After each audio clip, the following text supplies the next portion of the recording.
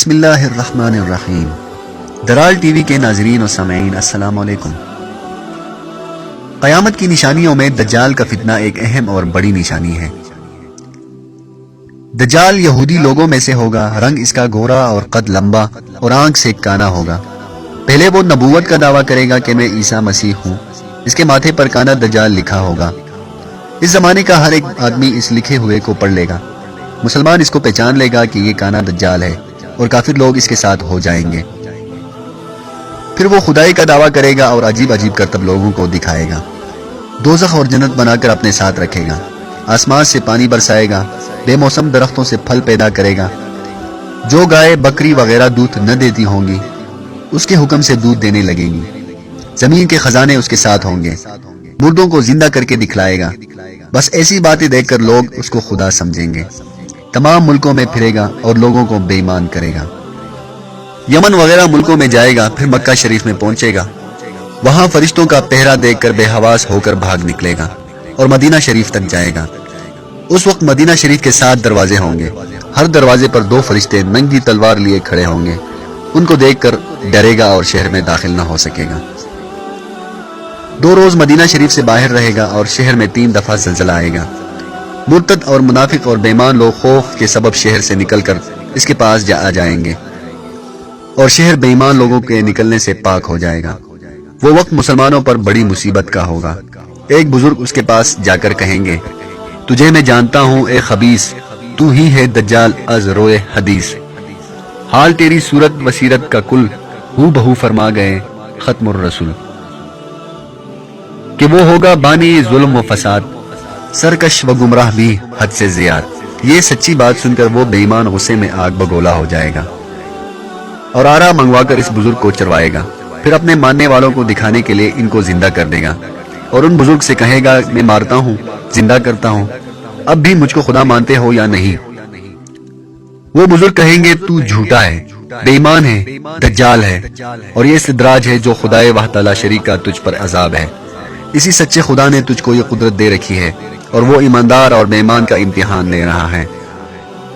پھر دجال غصے میں آ کر ان پر تلوار چلائے گا، مگر تلوار کا ان پر کچھ اثر نہ ہوگا۔ پھر ان کو آگ میں ڈلوائے گا، آگ بھی ان کو نہ جلا سکے گی۔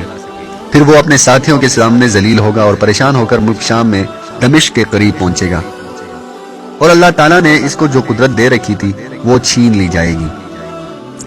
اس وقت حضرت امام مہدی علیہ السلام مسلمانوں کا ایک بہت بڑا لشکر جمع کریں گے اور حضرت عیسیٰ علیہ السلام سے فرمائیں گے کہ یہ لشکر لیجئے اور دنیا سے بے ایمان لوگوں کا نام و نشان مٹائیے اور دین محمدی صلی اللہ علیہ وآلہ وسلم کو روشن کیجیے۔ آپ فرمائیں گے، یہ کام آپ ہی کا ہے، میں تو آسمان سے اس لیے آیا ہوں کہ دجال کو قتل کر دوں، کیونکہ وہ صاحب استدراج ہے اور میں صاحب معجزہ ہوں۔ میرا اور اس کا جوڑ ہے، اور اس ظالم کی موت میرے ہاتھ ہے۔ مجھے ایک گھوڑا اور ایک نیزہ دیجیے کہ اس کو قتل کرنے جاؤں۔ بس آپ گھوڑا اور نیزہ لے کر دجال کا پیچھا کریں گے۔ وہ آپ کو دیکھ کر بھاگے گا، یہاں تک کہ ملک شام میں ایک پہاڑ کے سامنے گر جائے گا، اور آپ اس کافر بے ایمان جھوٹے خدا کو نیزے سے مار ڈالیں گے اور اس کے ساتھیوں کو کہیں گے کہ دیکھو یہ مسلمانوں کا دشمن، نبوت اور خدائی کا دعویٰ کرنے والا فسادی کیسی ذلت کے ساتھ دنیا سے ختم کر دیا گیا۔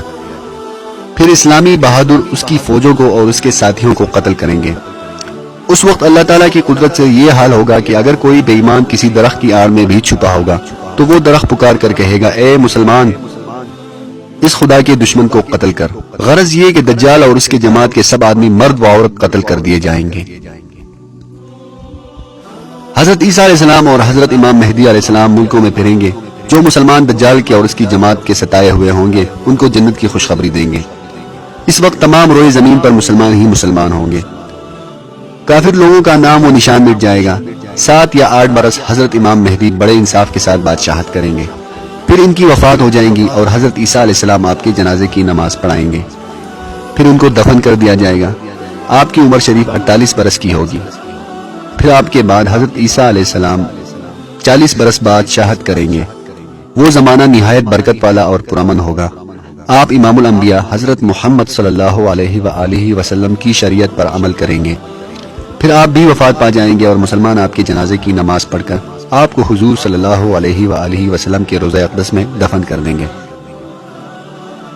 مسلمان بھائیوں، دیکھو حضور صلی اللہ علیہ وآلہ وسلم نے دجال کے فتنے کا سبب حال پہلے ہی بتلا دیا کہ میری شریعت اور میرے طریقے کو مٹانے والے دجال آتے رہیں گے، اور سب کے آخر میں سب سے بڑا کانا دجال آئے گا۔ ہندوستان میں انگریزوں کی حکومت آنے کے بعد بہت سے لوگوں نے نبوت کا دعویٰ کر دیا۔